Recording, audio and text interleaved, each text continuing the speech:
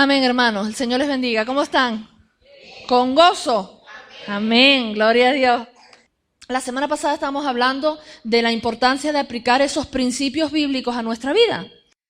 Y cómo con el tema del dinero, que cuesta a veces hablar de él, pasa casi siempre. O sea, la actitud que nosotros tengamos en cuanto al dinero, pues casi que determina cuál es nuestro carácter, cuál es nuestra actitud, cuál es nuestra forma de vida y nuestra relación con el Señor. Por eso es tan importante.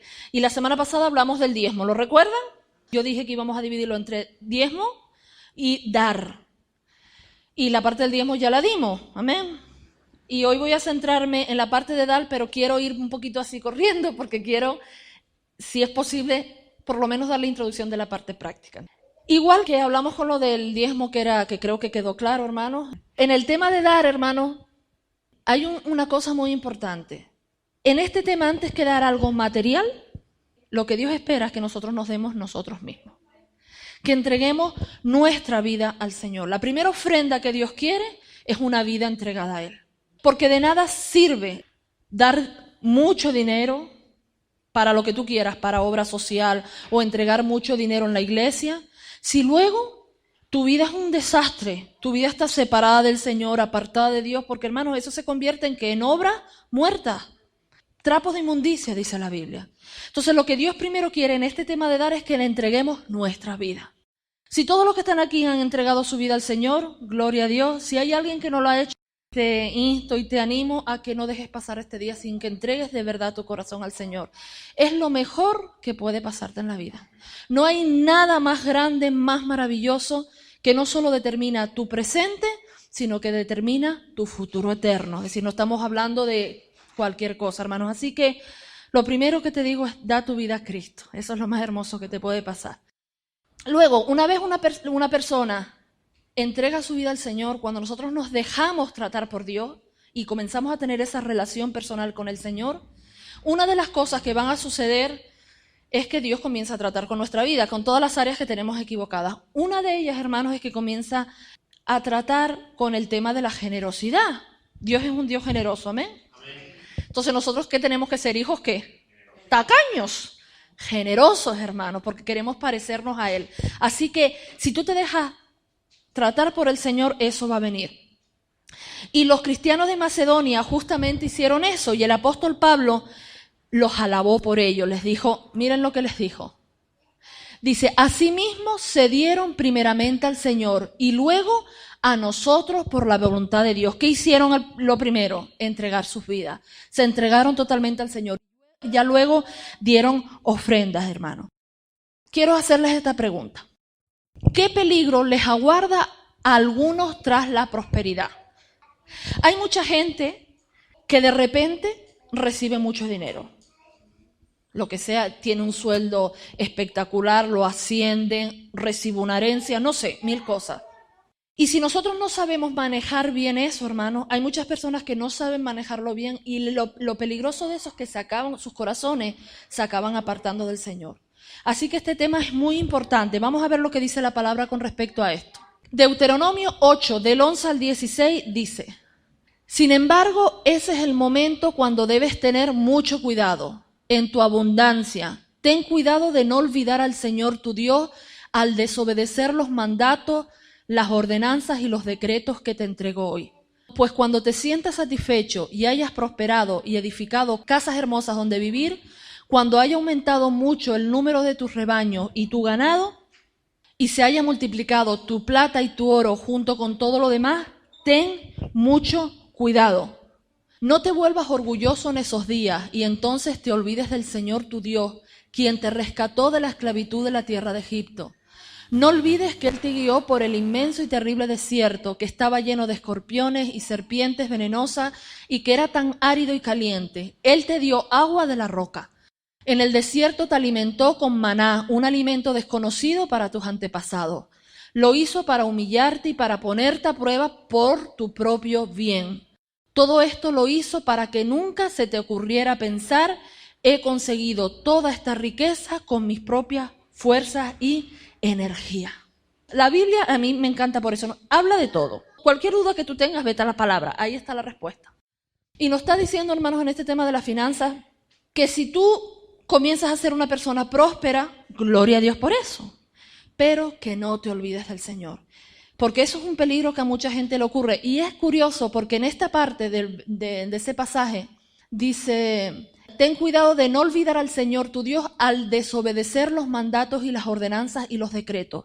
Tú puedes estar viniendo a la iglesia con el cuerpo y si no estás cumpliendo con los mandatos, desobedeces los mandatos, las ordenanzas y los decretos que están en la palabra, aunque estés aquí, aunque hables de Dios con tu boca, para el Señor te has olvidado de Él. No nos puede cuidar otra persona. Lo tenemos que cuidar nosotros, solamente nosotros. Así que cuidemos nuestro corazón en la prosperidad, hermano, en la abundancia. Y dice en la última parte, nos insta el Señor ahí, ten mucho cuidado, y nos dice: para que no se te ocurra pensar, he conseguido todas estas riquezas con mis propias fuerzas y energía. ¿De dónde vienen nuestras riquezas? Del Señor.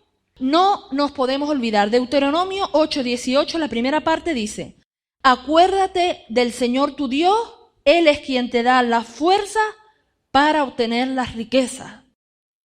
Mis riquezas no son porque yo me mato trabajando todos los días del mes, que no puedo más, hasta que llega el final de mes y me pagan. Dios es el que te provee, en este caso por medio del trabajo, pero nuestra provisión viene de Dios y de Él vienen las fuerzas. Así que, hermanos, con respecto a ese tema, ténganlo muy claro, del dinero y los bienes, nosotros tenemos que tener claro que Dios es el dueño de todo. Si nosotros tenemos claro ese principio, yo les puse eso ahí. ¿Eso qué es? El universo, ¿no? ¿Ven eso? Eso lo hizo el Señor. Eso lo hizo el Señor con el poder de su palabra, dice. Si Dios hizo esto con el poder de su palabra, ¿tú crees que algo de lo que nosotros tengamos en el bolsillo es nuestro? De lo que tengamos en la cuenta del banco es nuestro, hermano. Si Él es dueño de todo. Él hizo el universo, Él hizo nuestras vidas. Él es el dueño de todas las cosas. Ageo 2:18 dice: mía es la plata y mío es el oro, dice el Señor. Salmo 24:1 dice: de Jehová es la tierra y su plenitud, el mundo y los que en él habitan. Todo es de Él, hermano. Cuando tenemos claro eso, también tenemos que tener paz porque decimos: bueno, Señor, yo no tengo para llegar a final de mes, pero dice tu palabra que tuya es la plata y el oro. Provéeme y Él lo va a hacer. Amén. Entonces, teniendo claros todos esos principios bíblicos, hermanos, podemos tener paz en nuestra vida. Si tú entiendes que el que creó esto es tu Padre Todopoderoso que te ama, hermano, duerme tranquilo. Si tú estás haciendo tu parte, duerme tranquilo, porque Él cumple sus promesas. Amén. Él cumple sus promesas. Así que deja de luchar con todo. Deja de luchar si el diezmo es para el antiguo, para el nuevo. Deja de luchar si tienes un euro, de darlo o no darlo, hermano. Nada es nuestro, todo es suyo. Y descansa, porque no se va a ocupar Él de nuestras vidas. Se va a ocupar, hermano. Yo les quiero dar hoy mucha palabra, muchos versículos. Que hable la palabra. No quiero hablar tanto yo, sino que hable la palabra.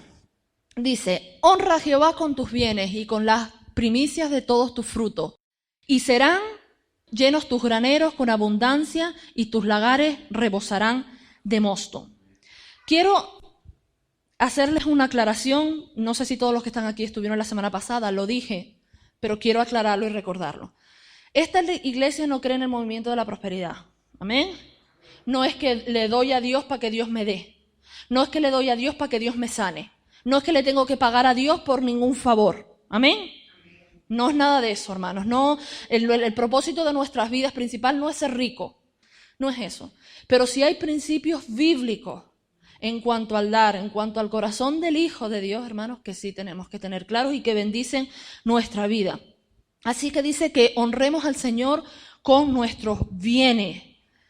Aquí les traje dos versiones del mismo pasaje. En Proverbios 11:24 dice: unos dan a manos llenas y reciben más de lo que dan. Otro, ni sus deudas pagan y acaban en la miseria. Da con generosidad y serás más rico. Sé tacaño y lo perderás todo.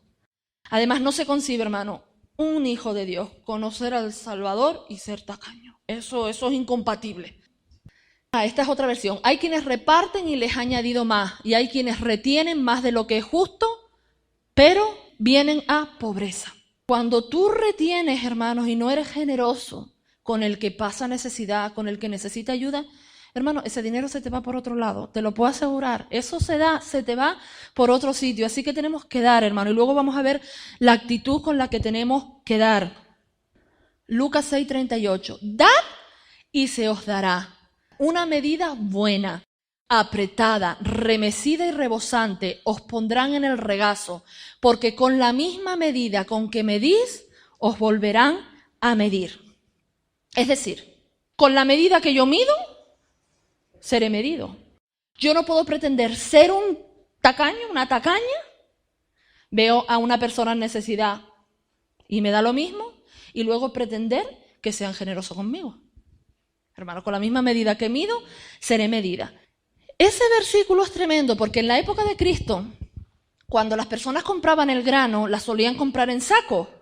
Y el vendedor, cuando les vendía el saco de grano, lo que hacía es que él ponía la medida y no dejaba que el comprador ni lo tocara, sino que esta es la medida, esto te lo llevas y págame.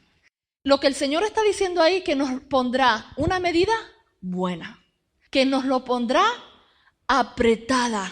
Es decir, lo que quería conseguir el vendedor era que la persona no la remeciera, es decir, se le da unos golpes al saco, están llenos de grano, se le dan unos golpes, entonces todos esos espacios de aire que hay entre grano y grano se asientan y a lo mejor resulta que al principio el saco estaba lleno, pero cuando lo remeces y lo asientas el grano, está por la mitad o por las 3/4. Entonces, el vendedor no quería hacer eso porque tenía que poner más. Pero el Señor dice que cuando nos da, Él va a dar la bendición, la medida, es decir, apretada. Nos va a dar hasta que sobreabunde, porque dice que se va a poner en el regazo, es decir, se va a desbordar del recipiente y va a caer en nuestro regazo, hermano, porque nos va a dar hasta que sobreabunde. Hasta que sobreabunda. Así que una medida llena, apretada, sacudida, hermanos. Gloria a Dios. Esa es la manera que el Señor nos lo da. Y como les digo, esto no tiene nada que ver con la teología de la prosperidad, pero tenemos un Dios que ama bendecir a sus hijos. Amén. Y una de las cosas por las que Dios nos bendice es para que nosotros podamos bendecir a otros. La actitud con la que tú das lo que das, hermano, pues hace que sea lo que tú recibes a cambio. Yo no te digo que quizás no recibas un depósito de dinero en el banco, que ha pasado, que aquí hay testimonios, creo, de Stephanie y José Luis, que les apareció un dinero en el banco y nadie sabía de dónde había aparecido y ahí se quedó. Pero quizás no sea eso, hermano, pero no vas a tener dificultad para llegar a final de mes. Amén. No vas a tener dificultad porque Dios se va a encargar. Medida buena y apretada y remecida para ti si tienes ese corazón de gratitud y de generosidad. Amén. No tengas miedo de dar, porque tú puedes decir, bueno, es que si doy me quedo sin nada. No tengas miedo, porque el que te da, ¿qué te da? ¿Medida qué? ¿Buena? No escasa. Entonces, no tengas miedo de dar, hermanos. No te vas a quedar sin nada. Mucha gente se piensa que porque da se va a quedar sin nada. Es lo contrario. Lo que nos está diciendo este versículo es, dad y ¿qué pasa? Se os dará. Y no nos lo va a dar Juanito ni Pepito. Eso viene del Señor. A quien use, eso es otra cosa. Y en 2 Corintios 9:10 dice, y el que da semilla al que siembra y pan al que come, proveerá y multiplicará vuestra sementera y aumentarán los frutos de vuestra justicia. La pregunta es, ¿a quién da semilla? Al que siembra. La pregunta es, si no vas a sembrar, ¿para qué quieres la semilla? ¿O no? Entonces, Dios da la semilla al que siembra. ¿Tú quieres semilla? ¿Quieren semilla, hermano? Siembra y entonces Dios te dará. Entonces, hermano, esto tenemos que tenerlo claro. Ayuda a los demás. Ayuda. Sé generoso, desprendido y Dios te dará. Porque como sabe que tú tienes un corazón generoso y desprendido, te dará para que ayudes, hermano. El Señor no nos da para enriquecernos. El Señor no nos da para tener 5 televisiones en mi casa, 3 coches de lujo en el garaje, para tener 2 pisos en el sur. Él nos da para sembrar en otros, para bendecir la obra del Señor, para bendecir a los hermanos que están en necesidad, para hacer que otros que no tienen posibilidad de tener Biblia lleguen a tenerla, para que otros que no tienen para comer puedan tener para comer, hermanos. Para eso nos da el Señor esa semilla. Y es tremendo lo que Pablo dijo a este respecto. En realidad no necesito escribirles acerca del ministerio de ofrendar para los creyentes de Jerusalén. Pablo le estaba hablando a la iglesia, mandándole una carta diciéndole, no hace falta que se los diga porque ustedes son generosos. Y se dan cuenta, yo puse en otro color cosas que son, la verdad, muy reveladoras. Dice el ofrendar que es ¿un qué? Un ministerio. Hay gente que dice, hermanos, yo no sé qué ministerio tengo. Y él le dijo, acerca del ministerio de ofrendar para los creyentes de Jerusalén, pues sé los deseosos que están de ayudar. Miren cómo era esa iglesia, estaban deseosos de ayudar, no era una carga, dice. Y me estuve jactando en las iglesias de Macedonia de que ustedes, los de Grecia, hace un año estuvieron dispuestos a enviar una ofrenda. De hecho, fue su entusiasmo lo que fomentó que muchos de los creyentes macedonios comenzaran a dar. Es decir, Pablo estaba presumiendo con los de Macedonia diciéndole, hermano, es que esta iglesia es una iglesia generosa, dispuesta a dar, a enviarles una ofrenda a los que menos tienen. Y dice, no lo hacían con, ay, me toca rascarme el bolsillo y voy a dar la ofrenda y la doy, pero con esto, ¿qué podría yo comprarme? Esa no es la actitud. La daban, dice, con entusiasmo. Y ese entusiasmo lo que produjo en otros, ¿qué fue? Que comenzaran a dar también. Es decir, los contagió. Sigue. Les envío a estos hermanos para estar seguros de que ustedes realmente están listos, como les he estado diciendo a ellos, y de que ya tienen todo el dinero reunido. No quiero estar equivocado al jactarme de ustedes. Dice, sería vergonzoso para nosotros, ni hablar de la vergüenza que significaría para ustedes, si algunos creyentes macedonios llegaran conmigo y encontraran que ustedes no están preparados, después de todos los que le hablé de ustedes. Dicen que si no cumplen con eso, ¿qué sería? ¿Una qué? ¿Una vergüenza? Una vergüenza, hermano. Así que pensé que debería enviarles a estos hermanos primero a fin de estar seguro de que tienen lista la ofrenda que prometieron. Pero quiero que sea una ofrenda voluntaria, no una ofrenda dada de mala gana. Ahí nos está diciendo cómo tenemos que ofrendar. Cómo tiene que ser nuestra ofrenda. Es tremendo porque yo una vez me fui de aquí muy bendecida. Porque nosotros cuando tenemos que dar, hermanos, que esto está más adelante, dice que tenemos que dar con alegría, con regocijo. Porque estar dando por obligación, es decir, porque te sientas presionado, porque no, hermano, eso no sirve. Si yo estoy dando una ofrenda y estoy poniendo ahí 15 euros diciendo, ay, me compraría unos pantalones que vi ayer en la tienda, mira, vete y cómprate los pantalones y no pongas el dinero, eso no te sirve para nada. La ofrenda hay que darla con alegría, con regocijo, hermano. Y les digo que yo una vez me fui especialmente bendecida un domingo de aquí. Lo comenté con algunos hermanos y con Santi mientras íbamos en el coche. Porque cuando el pastor dijo, hermanos, pasen a dar los diezmos y las ofrendas como cada domingo, yo estaba ahí tocando en el teclado y en un momento levanté la vista.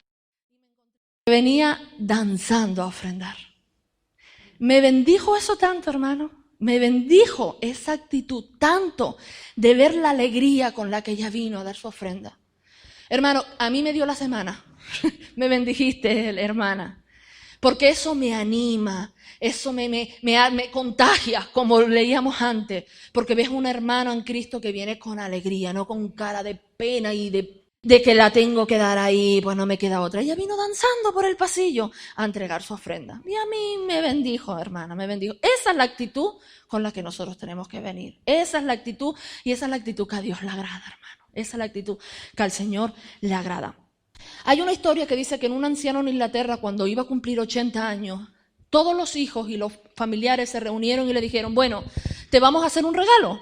Pero como tienes 80 años, ya tienes de todo, ¿qué te podremos regalar? Entonces lo que vamos a hacer es recaudar el dinero entre todos y te damos el dinero y tú lo gastas en lo que quieras. Así lo hicieron. Llegó el día de su cumpleaños, recogieron el dinero y le dieron en un sobrecito el dinero.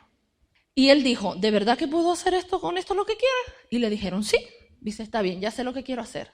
Quiero imprimir Biblias en algún idioma de alguna tribu que no tenga Biblias en su idioma.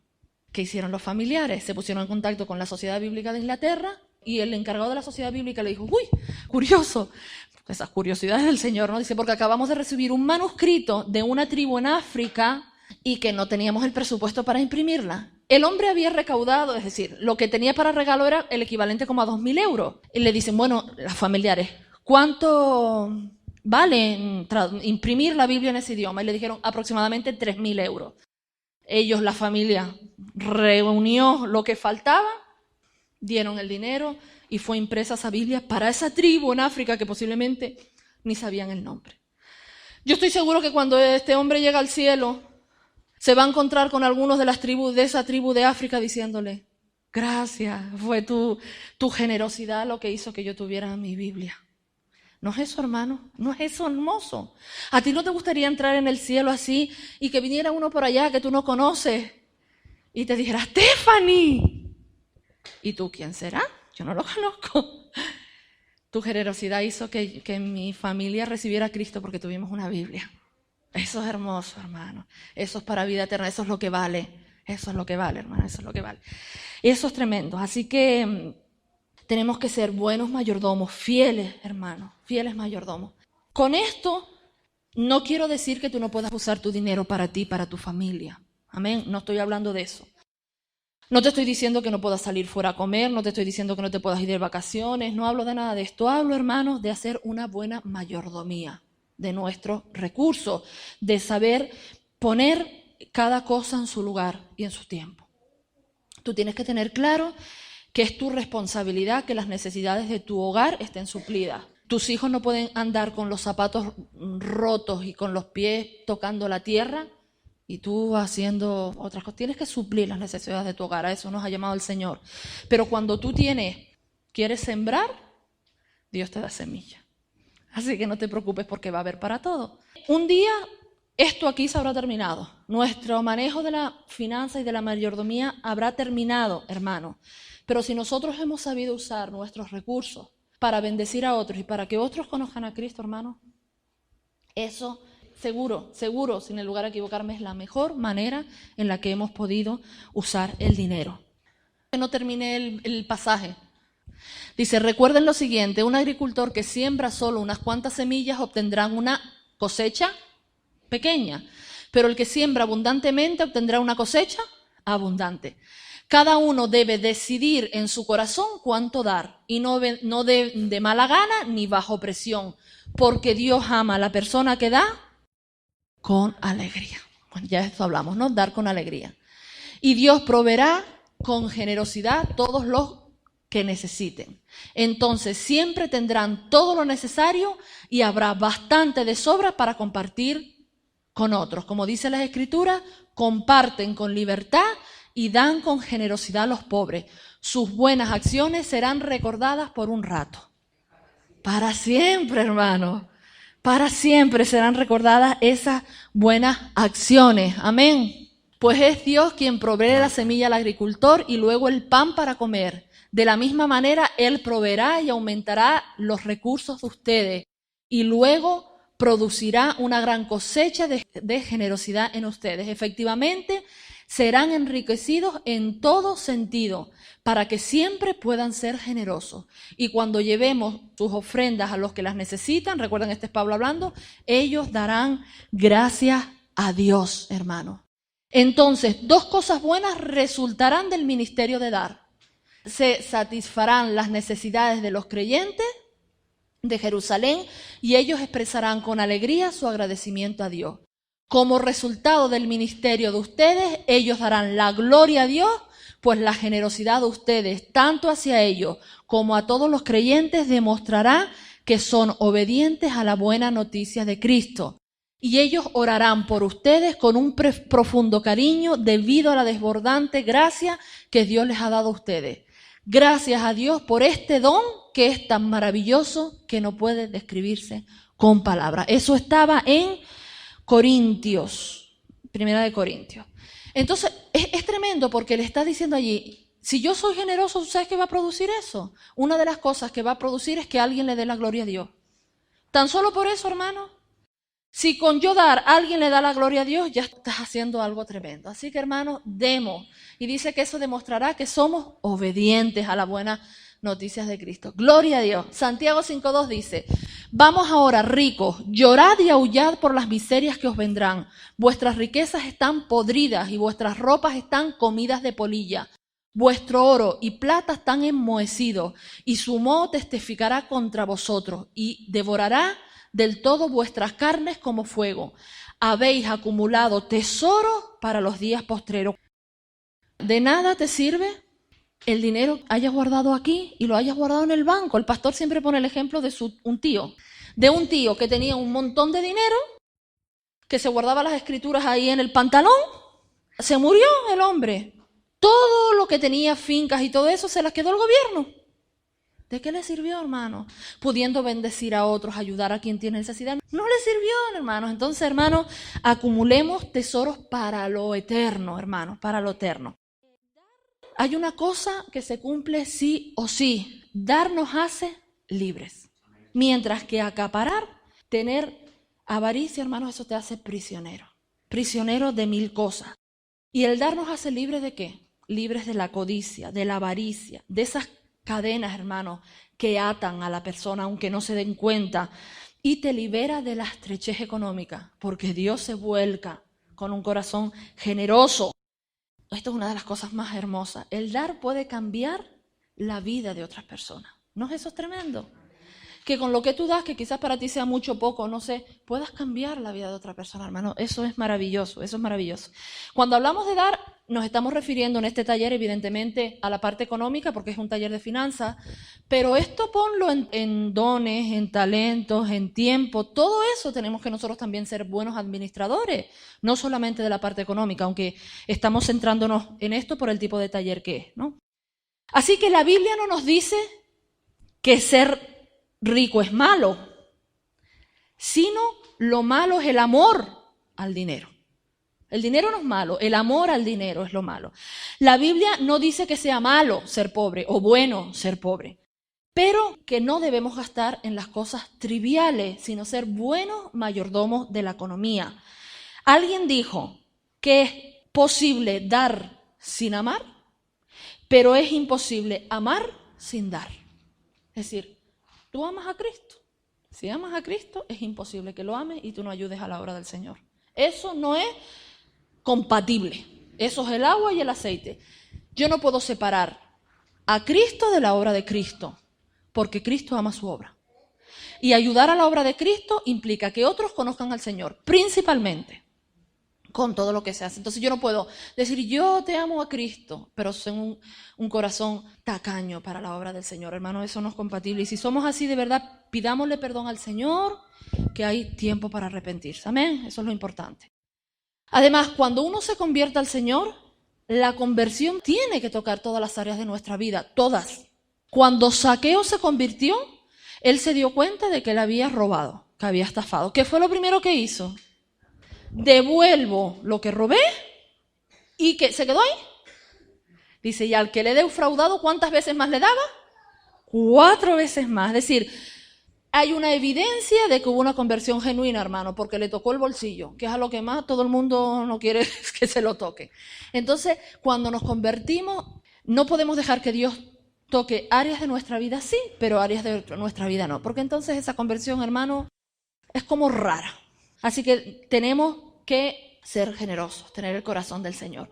Y tenemos que dar de una manera sistemática, es decir, no como algo ocasional. Eso debe ser algo que forme ya parte de nuestra vida. Lo que no puedo hacer es que hoy el pastor anuncie, hermano, nuestro hermano está pasándolas fatal. No tienen casi para comer, se les inundó la casa, perdieron todo, la niña en el colchón mojado, la tierra. Vamos a hacer una ofrenda, recogemos, amén, y yo doy. Y luego paso 7 meses que no doy absolutamente nada para la obra. Hermano, tenemos que dar de una manera sistemática, no ocasional. ¿Saben ustedes que el adorar a Dios no es cantar? Muchos piensan que adorar es cantar los coritos lentos. También es adorar eso. Pero adorar es obedecer. Y dar es adorar a Dios. Amén. Cuando tú estás dando algo a la obra, algo a un necesitado, estás adorando al Señor. Estás adorando a Dios, aunque no estés cantando una canción, hermano. Y Dios se goza, hermano. Eso es tremendo. Y aquí nadie queda excluido. Es decir, Ancianos, jóvenes, pobres y ricos, todos debemos de participar en diezmar y en ofrendar. Y se me olvidó decir la semana pasada, en cuanto al diezmo, que el diezmo, hermanos, es una de las cosas más justas que existen, porque todo el mundo da lo mismo. Todo el mundo da el 10%. No es que el que tiene más da un 25% y el que tiene menos da un 5%. Es una de las cosas más justas, hermanos, porque todos damos lo mismo, el 10%. Así que ahí vemos también la justicia del Señor, ¿no?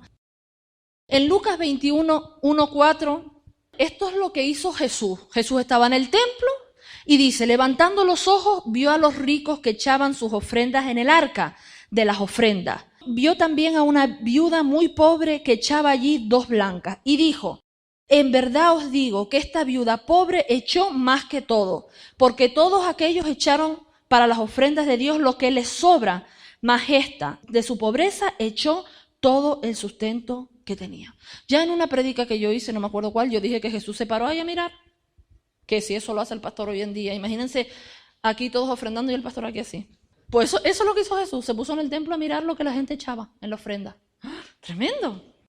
Y resulta que ahí estaban los ricos echando, pues me imagino, lo que echaban. Y vino una viudita y echó 2 moneditas solamente. Y el Señor alabó a esta mujer y le dijo, ella echó más que todos los demás. Pues ¿sabes por qué? Porque no echó lo que le sobraba. No echó lo que sobraba, sino incluso de su necesidad, hermanos, le dio al Señor. Estos versículos, hermanos, nos tienen que hacer reflexionar a nuestra vida. No los podemos dejar pasar por alto, porque esto nos enseña cómo Dios mide mi ofrenda. No mide mi ofrenda por la cantidad de dinero que doy. Dios mide mi ofrenda en relación a lo que tengo, lo que yo doy. ¿Me entienden lo que quiero decir? Si yo tengo 1.000 euros en el bolsillo y no los necesito y digo, voy a dar 500. Yo, Esther, dio 500. Pero si resulta que yo tengo 50 euros y los necesito para llegar al fin de mes, pero quiero colaborar con la obra del Señor y los doy. Yo di más cuando di 50 que cuando di 500. ¿Lo entienden? Podemos ser un gran dador delante de los ojos del Señor, no por la cantidad en sí, sino por lo que hacemos. Si yo tengo 1.000 euros en el bolsillo, no los necesito para nada, o sí, pero doy 50 euros y los otros 950 los gasto delante de los ojos del Señor, no has dado nada, hermanos. Entonces, lo importante, hermanos, es que al ofrendar, al ayudar, puede dar igual una persona pobre que una persona rica. Amén. Porque no es la cantidad, sino en relación a lo que tú tienes, lo que tú apartas para dar. Y eso es hermoso. Y como les dije antes, yo puse, creo que estaba por ahí, que Dios ama al dador. Cada uno dé como propuso en su corazón, no con tristeza, ni por necesidad, porque Dios ama al dador alegre. Ni por necesidad, hermanos, porque yo no doy para que me dé el Señor. ¿Dios me da cuando doy? Sí. Amén. Porque dijimos que da semilla al que siembra. ¿Pero doy para que me dé? No. Doy porque le amo.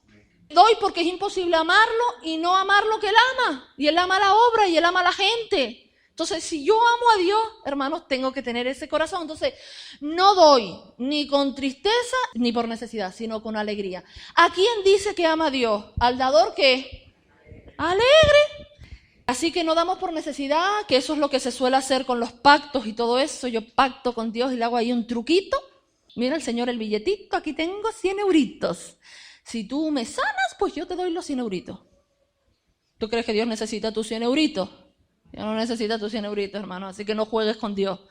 Da con un corazón agradecido porque le amas. Solamente, una cosa muy importante. Hay que dar, eso siempre los pastores lo enseñan, hay que dar con sabiduría. Una de las cosas que les dije en el taller de la semana pasada es que tenemos que pedir sabiduría al Señor y que la sabiduría no solamente, ¿se acuerdan que hablamos? Que no solamente para ser grandes expositores de la palabra, sino para las cosas cotidianas. El Señor dijo que teníamos que ser buenos y sabios administradores. Amén. Y algunos cristianos dan y ayudan y ofrendan, pero no son sabios al ayudar y al ofrendar. Si tú ofrendas en una iglesia donde no hay una enseñanza conforme a la palabra, no estás siendo sabio. Si tú das en una iglesia donde no se está predicando la palabra del Señor, donde se están metiendo herejías, hermano, no estás ofrendando con sabiduría. Y para eso tenemos que ser buenos administradores. A eso nos llamó el Señor. Así que nosotros tenemos que tener cuidado, permítanme la expresión, dónde invertimos el dinero de Dios. Igual que cuando tú tienes que tener cuidado cuando haces un negocio, dónde inviertes el dinero, cómo lo haces. En la parte espiritual también, hermanos. Yo no voy a ofrendar y a ayudar a un ministerio que está propagando herejías por el mundo. Bendeciré, ayudaré al que tiene sana doctrina, para que esa sana doctrina corra, para que la gente conozca a Cristo. Yo no voy a ayudar a mi hija con la fianza para pagar un alquiler de una casa cuando sé que es que se va a vivir con su novio sin estar casado. No lo estoy ayudando, no, porque estoy incentivando que es un pecado. Entonces tengo que tener sabiduría. Mi hija me pide dinero para irse a las vacaciones. ¡Ay, la pobre! No se ha ido de vacaciones en todo el año. Voy a darle el dinerito. Se va con su novio sin estar casado. Hermano, no le estoy ayudando. Delante de Dios esa ofrenda no sirve. Todo lo contrario, con esa ofrenda estoy incentivando un pecado. ¿Se dan cuenta cómo hay que ser sabio también? Hay que tener sabiduría para la hora de ofrendar y de ayudar, hermano. Así que pidámosle al Señor. Y así pues con todos los ejemplos que tú te puedas imaginar, con todos los que puedas imaginarte. ¿Dónde debemos de ofrendar? Diezmar, está claro que debemos diezmar ¿dónde? En la iglesia. ¿Dónde come? Diezma. Y las ofrendas o las ayudas, hermanos, se pueden dividir, por así decirlo, de varias maneras. Primero debemos ofrendar en nuestra iglesia local, evidentemente. Donde primero debemos ofrendar es en nuestra iglesia local, si es una iglesia donde se enseña fielmente la palabra del Señor y donde se exalta a Cristo. Dios ordenó que su iglesia y sus ministros vivan de los diezmos y de las ofrendas. ¿Qué dice la Biblia?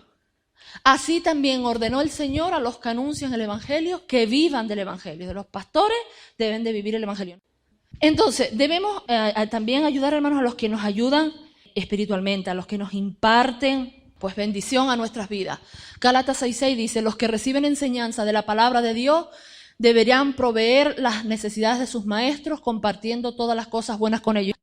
¿Dónde más debemos de ayudar, hermanos? A los necesitados. Especialmente, dice la Biblia, que a los de la familia de la fe.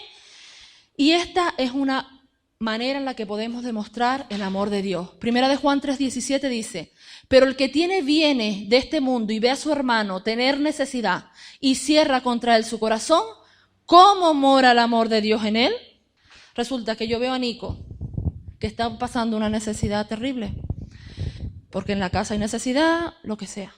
Y resulta que yo lo veo pasar necesidad, pero yo ignoro eso. Yo pudiendo ayudarlo no lo hago. ¿Qué amor tengo de Cristo en mi vida, hermano? No lo tengo. Puedo cantar, levantar las manos, lo que quiera, pero no está el amor de Dios en mi vida, hermanos. Es así. Por regla general, hermano, a veces cuando tú no sabes si hay necesidad, al igual tú no sabes si algún hermano está en necesidad, dirígete a los pastores y dile, hermano, yo no sé si hay necesidad en la iglesia, pero mira, estos 10 euritos son por si alguien los necesita, porque al igual uno no sabe todo, pero ellos tienen más conocimiento de eso. Entonces no hay excusa, hermanos, no hay excusa para no ayudar. Cuando nosotros ayudamos y ofrendamos, eso tiene que hacerse de una manera sencilla, sin captar la atención en nosotros mismos. Dice la Biblia que lo que da tu mano derecha, no lo sepa la izquierda. Nosotros damos, hermanos, no tiene todo el mundo que enterarse. Amén. No tiene todo el mundo que enterarse de lo que damos. Con que lo sepa el Señor, suficiente. Amén. Eso es así. Yo les voy a contar, no sé si hoy me da tiempo o la semana que viene, algunos testimonios, hermanos, para que ustedes vean cómo la palabra se cumple. Hermano, lo hago solo con la intención de bendecirlos, no de decir nada más. Amén. También debemos de ofrendar y de ayudar a aquellos que tienen un llamado a llevar el evangelio a los inconversos. Esto es muy importante.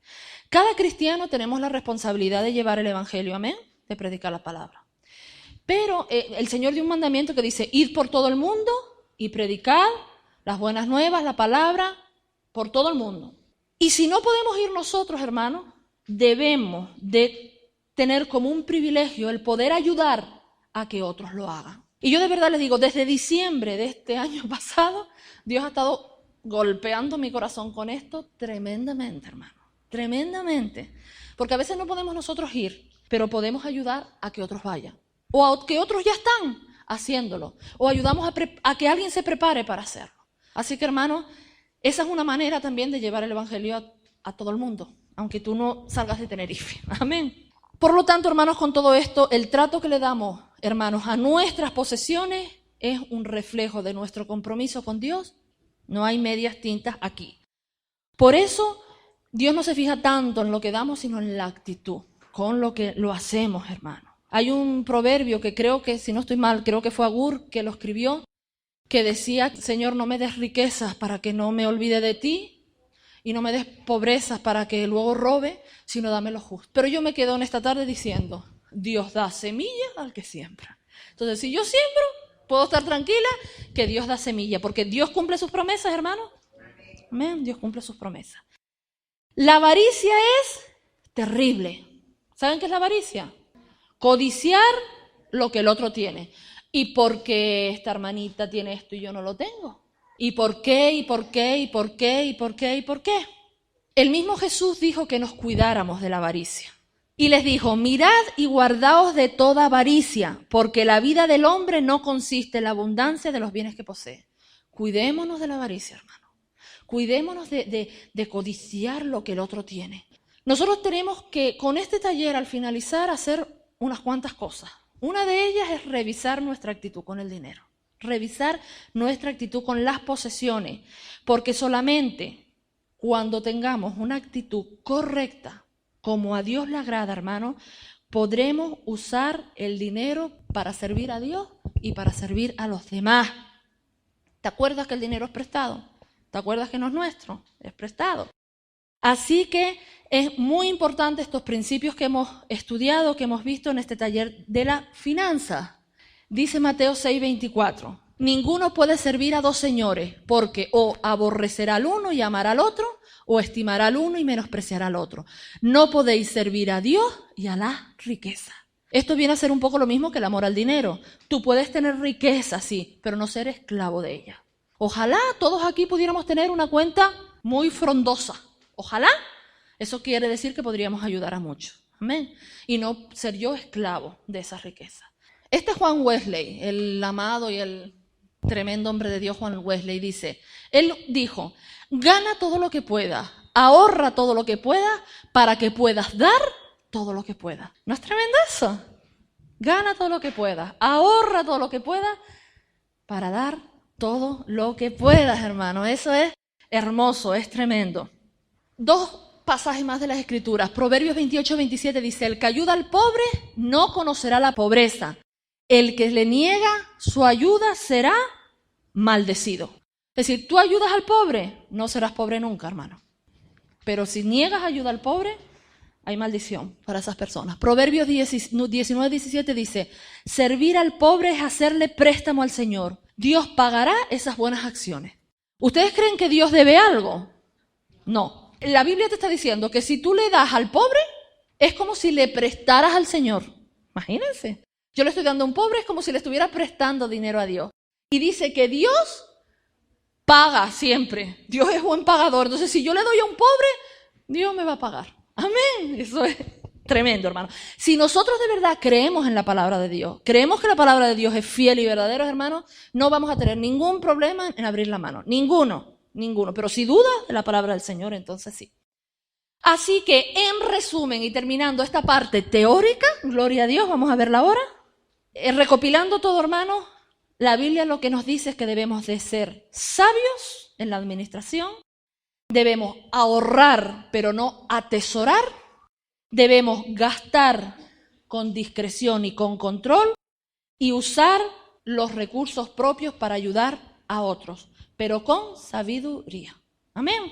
Y como les dije antes, nosotros estamos llamados, hermanos, a ser no solo administradores, sino buenos administradores. Hay una diferencia, ¿o no? Yo puedo ser administradora o buena administradora. Dios nos llama a ser buena administradora. Este hombre, yo no sé si alguien lo conoce, Lee Tourneau. Este hombre es un hombre cristiano, un hombre de negocios, que fue un inventor. Patentó cientos de inventos referentes al movimiento de tierra. Él fue el que revolucionó todo eso del movimiento de tierras, de tractores, de cómo usar las gomas de caucho para eso. Fue una pasada este hombre. Este hombre murió en el 69, creo, con 80 años. Si pueden leer la biografía de él, léanla, porque es tremenda. Él inventó maquinaria, herramientas para todo ese proceso. Y él empezó de cero, pero tenía clarísimo todos los principios bíblicos de los que hemos hablado hasta ahora. Entonces, él tenía la costumbre no de dar el diezmo, él no daba el diezmo. Él daba el 90% y se quedaba él con el 10%, lo hacía al revés. Y alguien le preguntó en una ocasión, ¿es cierto que usted da el 90% de sus entradas al Señor? Y les voy a decir textual lo que él dijo. No, yo no le doy nada a Dios, todo le pertenece a Él, yo solo me quedo con el 10%. Lo tenía claro, clarísimo, sabía que él no era de él, que era del Señor. Y fue un hombre que, dejó un legado impresionante, presidente de los Gedeones, hizo un montón de obras misioneras en África. Es tremendo, si pueden leer su biografía, pues leanla. Cuando él murió, que murió con 80 años por el año 69, si no recuerdo mal, en su lápida, a los pies de su lápida, ¿saben qué está escrito? Mateo 6:33. Mas buscad primeramente el reino de Dios y su justicia, y todas estas cosas os serán añadidas. Era un hombre con mucho recurso económico, porque todos sus inventos tuvieron mucho éxito. Pero él usó todo eso para bendecir, abrir colegios, universidades. Tremendo, es tremendo, ¿no? Ustedes recuerdan el anciano que les hablé antes, que todo ese dinero que recogió para su cumpleaños lo usó para imprimir Biblia. Él también fue un buen administrador del dinero. Recibirá recompensa en el cielo, hermano. Y yo no estoy hablando en esta tarde de que tú ahora cobres el sueldo y bien tienes que venir y darlo todo. No estoy hablando de eso. Estoy solo poniendo ejemplos de personas que tuvieron absolutamente claro cuáles eran los principios bíblicos. Les dio esa buena semilla apretada, remecida, se las dio.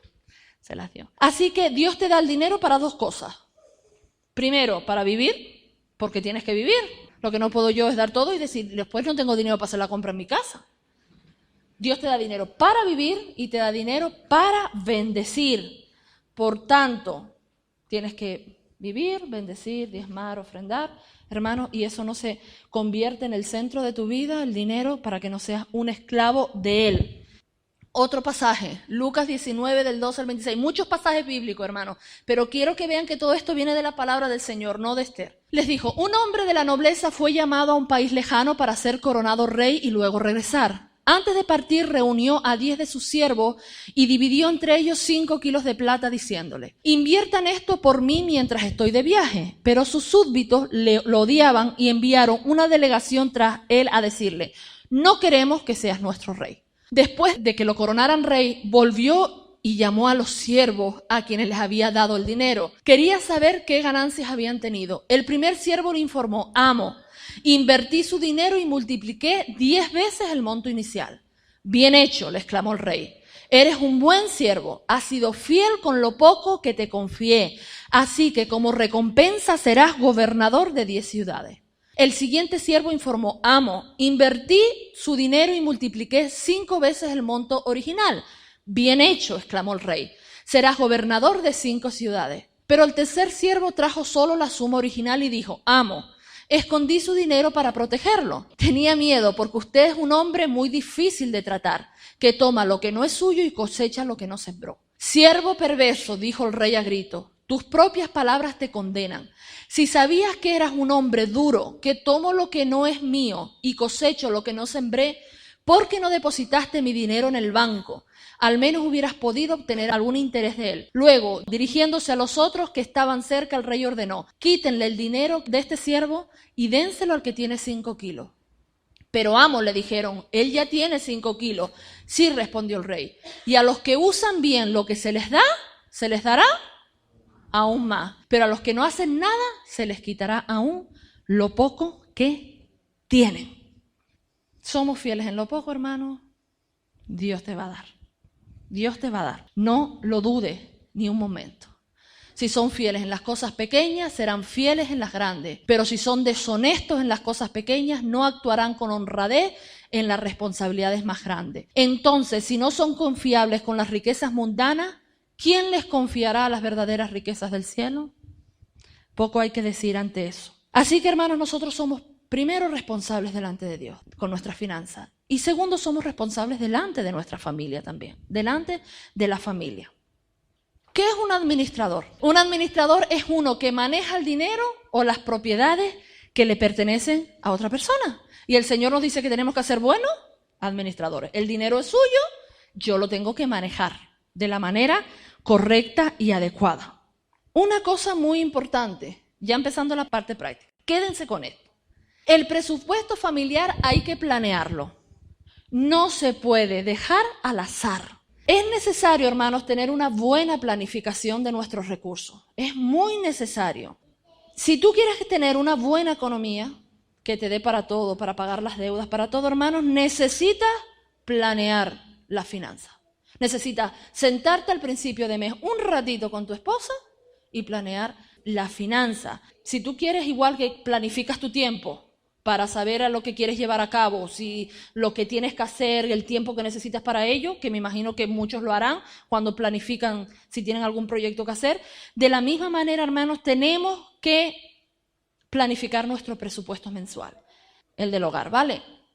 Esto es necesario, no es opcional, no es obligatorio, es decir. Pero si tú quieres tener unas finanzas fuertes en tu casa, hermanos, no es opcional, es necesario. Así que hay algunos aspectos que debemos tener en cuenta. Primero, ¿qué sucede cuando el dinero entra en el hogar? ¿Qué sucede? Cuando la Biblia habla de que un matrimonio serán una sola carne, casi todo el mundo se va por el tema sexual.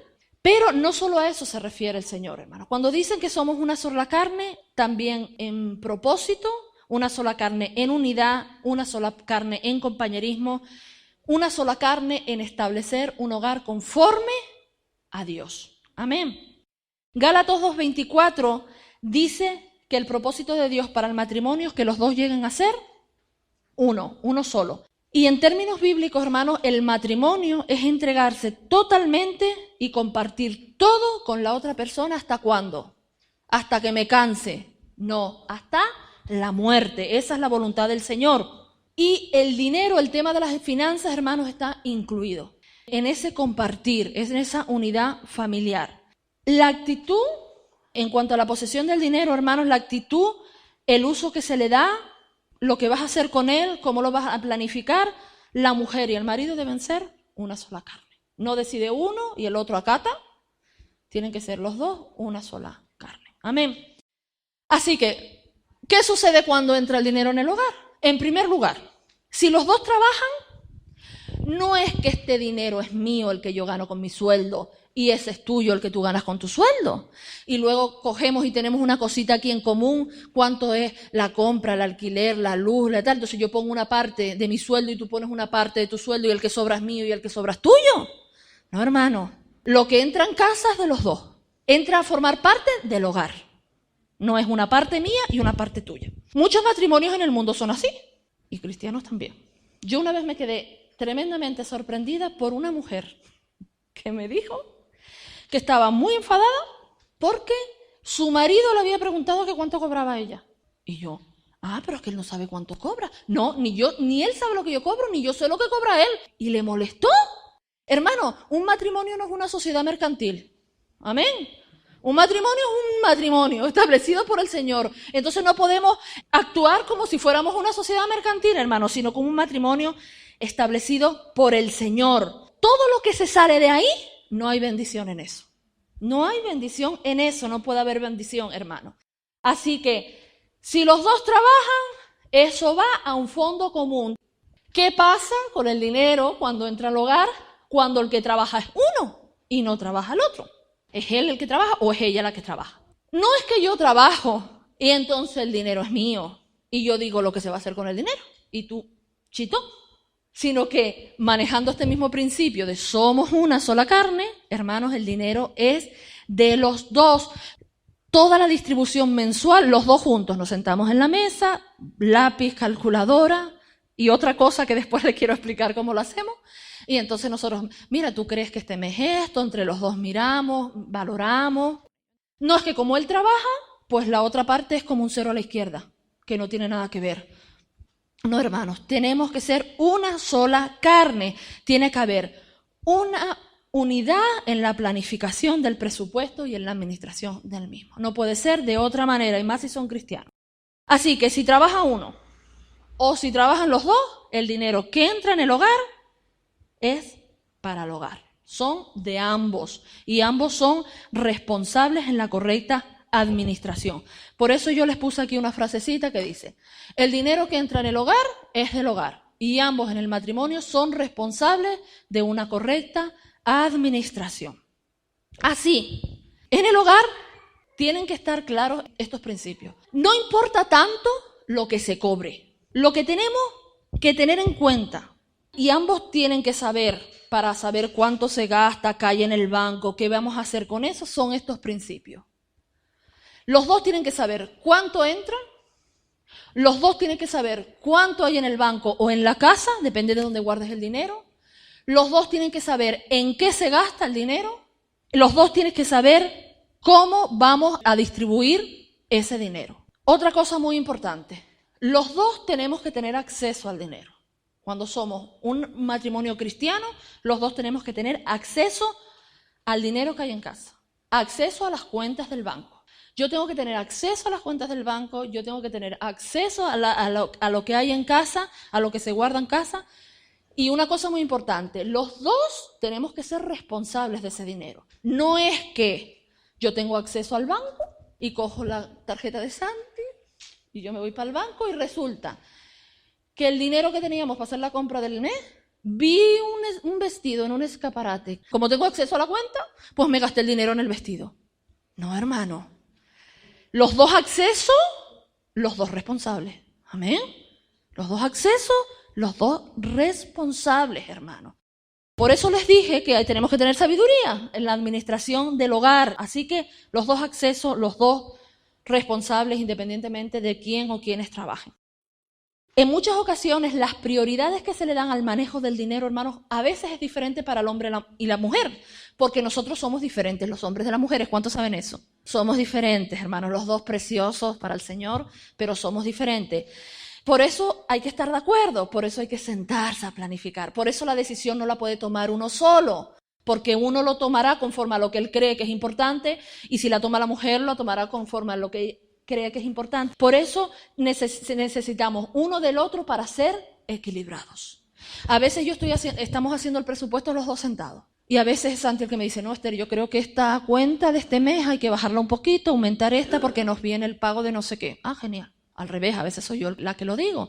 Entonces, estamos los dos puntos de vista, los dos pidiéndole al Señor sabiduría y nos vamos a equilibrar en eso. Va a estar la balanza compensada. Así que debemos tener unidad en el tema de las finanzas, hermanos. Necesariamente debemos resolver la unidad. ¿Basándonos en qué? No en nuestro propio criterio, sino en todos esos principios bíblicos que hemos visto y que veremos a lo largo de este taller.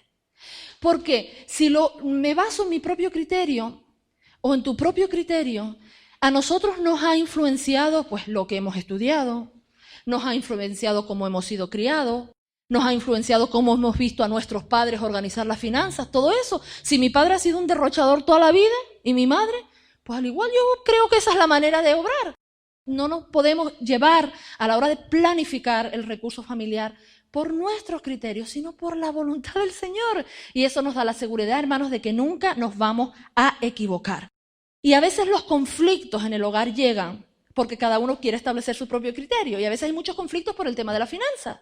Y muchos quieren establecer sus propios criterios. Yo creo que debe ser así. Ah, pues no. Pues yo creo que esta es la mejor manera.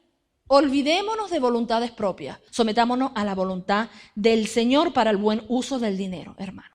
Los problemas se resuelven cuando pongo a la palabra de Dios por encima de mi propia opinión. Amén. Eso se resuelve.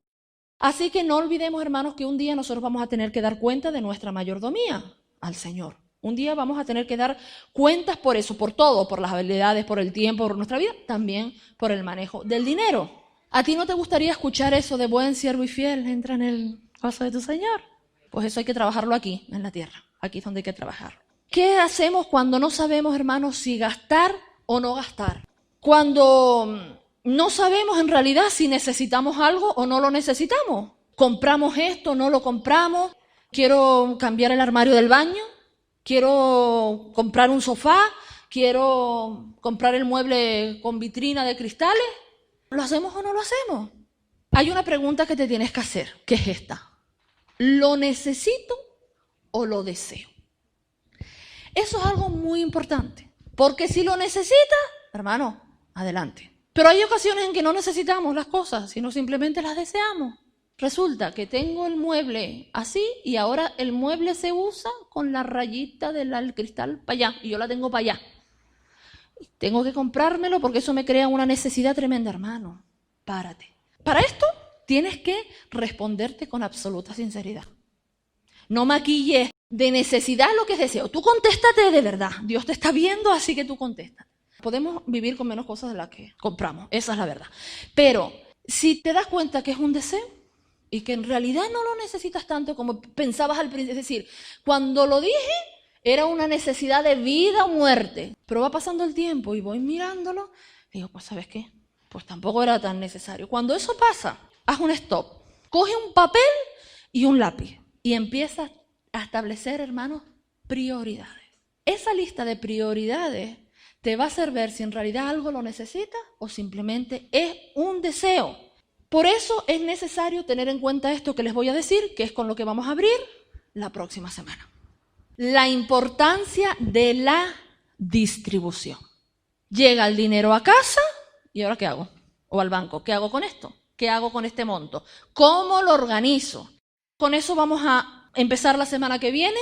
Un buen economista tiene, hermanos, siempre que tener papel y lápiz y aprender a hacer una planificación y un presupuesto. Eso es algo imprescindible que quiero enseñarles a hacer de una manera fácil, casera, sin ninguna complicación, pero que si lo cumplen, funciona. Les va a traer mucha bendición al hogar. Y no lo tomen como una tontería, porque no lo es. Si ustedes empiezan a aplicar todo esto, hermanos, van a llevarse gratas sorpresas. Nosotros lo llevamos haciendo, Santi y yo, muchos años, y para la gloria de Dios les digo que nos funciona.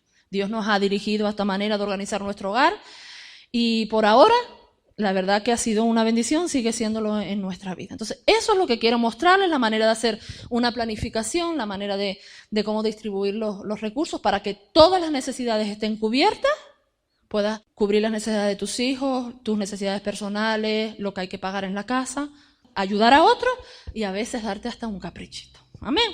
Así que los espero la próxima semana. Bendiciones, hermano.